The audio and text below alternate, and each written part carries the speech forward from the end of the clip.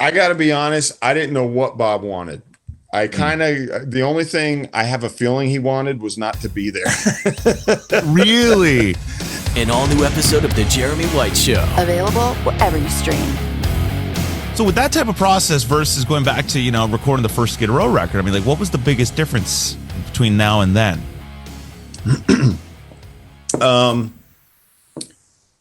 About $200,000.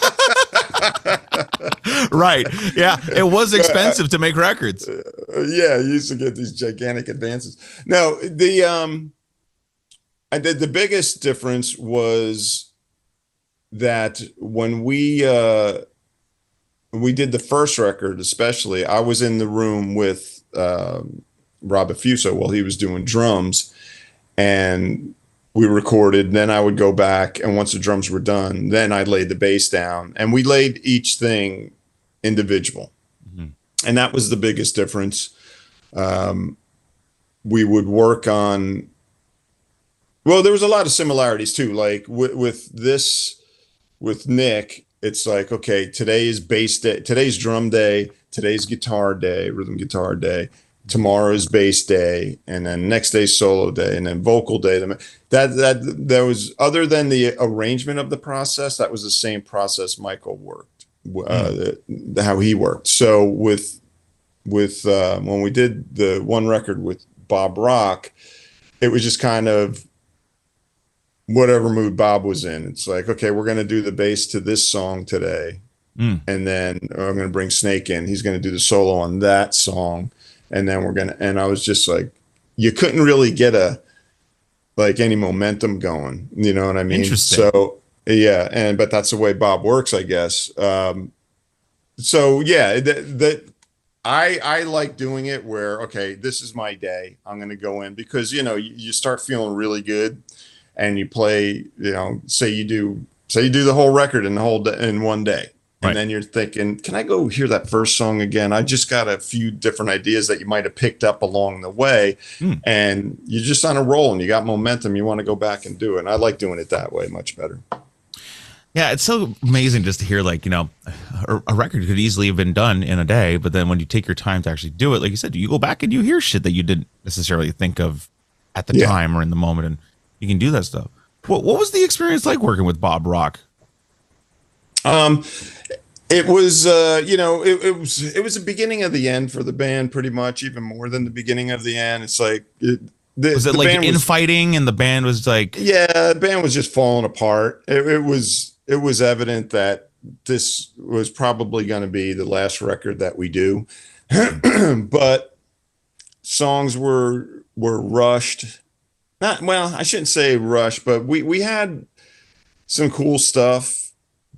And they were really torn apart when we went to, which I'm fine. Nick did that. But then when they came back, it was the process of building with the band and the producer, where with Bob, he tore them down and just play it this way, do this, do that. And we were like, I can't say personally when I walked away from that record, I felt good about it. I know there are like, that record is kind of like a cult classic at this point, Right. Some people really like it. I didn't like it sonically. I didn't like the way the songs turned out from what they originally were. I mean, I'm all about changing some stuff if it betters the song, but I just didn't feel good about it. Bob has his process and it works for him in Metallica. Yeah.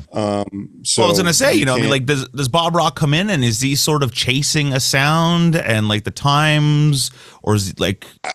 I got to be honest, I didn't know what Bob wanted. The only thing I have a feeling he wanted was not to be there. Really? Yeah, I'm being funny. There's a Metal Sludge headline, Blabbermouth, but he just it didn't seem like he wanted to do it from the beginning, but right. So why Bob though? Is it because of Kickstarter, but because of Dr. Feelgood and the Black Album, because of his engineering background, and the fact that we narrowed it down to a few producers, and that was the one where we all agreed on. some of us wanted Michael again, some of us didn't, some of us wanted other people, but Bob was the common thread of who we wanted to work with, because let's face it, dude's made some great friggin' records. You can't deny it. I mean, he's got a track record. Sonic Temple, and just like the Fairburn stuff that he worked on and all that. It's just, he's made some great rock and roll records. Yeah. Was Mutt Lange ever in the conversation? We would have loved to get Mutt Lange, but he was in the conversation. I just didn't. I don't think Atlantic wanted to pony up that kind of cash for him. Right. Yeah. And it was also the mid 90s. I mean, like, rock was like completely different from what it was even like 2, 3, 4 years before that. I mean, was the label sort of pressuring you to try and change up the sound and be a little bit more like, the grunge and heavier shit that was happening? No, because that wasn't really happening yet. I mean, they were pressuring us to do a record. They were for a year or so, but just with the way things were going with the band, it was really tough. And just wanting even to get together to write, and knowing that it's like, is any of the guys in the band even going to like this song? You know what I mean? Mm. And it was just one of those things. It's interesting that you have the self-doubt, though. Well, it's not so much self-doubt. It's just like doubting the song. It's just doubting if like the guys would like it, because like I said, the infighting was bad. So it's like, well, why do you get to write a song and we don't, type of thing? It's just like, man, we're just following the process that made us successful. Let's just do it the same way. And, it happens with every band, man. And it's just, it is what it is. Yeah. I was just going to say that. I still like some of the songs on that record. Like, I would love to re-record a few of those songs with Eric. Oh. And, that could be kind of like a cool little project. Do an EP of some classic B-sides that the fans love, but put Eric on it, give it like a fresh coat of paint, I agree. I think the fans that like Eric would really dig that. Would you guys ever consider going in and like remixing those early records, take off a little bit of that reverb on the snare and maybe just like modernize it?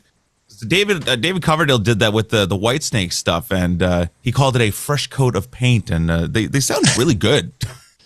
I wouldn't do that. Thank you for saying that, because I love the cannonball snare drum and the overprocessed sound of those records. It was the sign of the times. It's what defined us as a band sonically, and it's the way it is, man. I mean, remastering maybe, but not remixing by any means. I mean, the mix that Michael did on those first 2 records, I think any fan would notice a change and just be uncomfortable with it. Mm-hmm.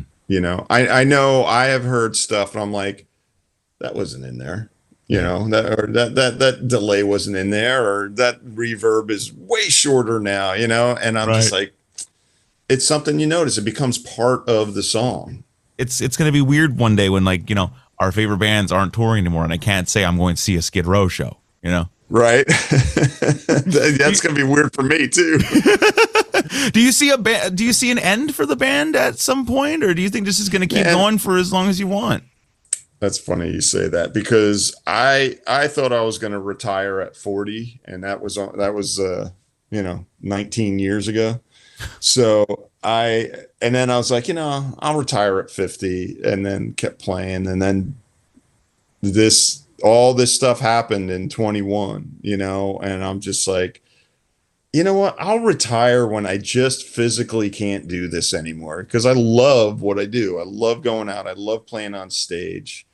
I love creating. That's that's my life's blood is to create music and then follow that up with playing it in front of people. So I don't see any end. Who knows? Maybe my grandson will, take over my spot. Hey, you never know, right? I mean, why not make it a family affair? Yeah, absolutely. An all-new episode of The Jeremy White Show. Available wherever you stream.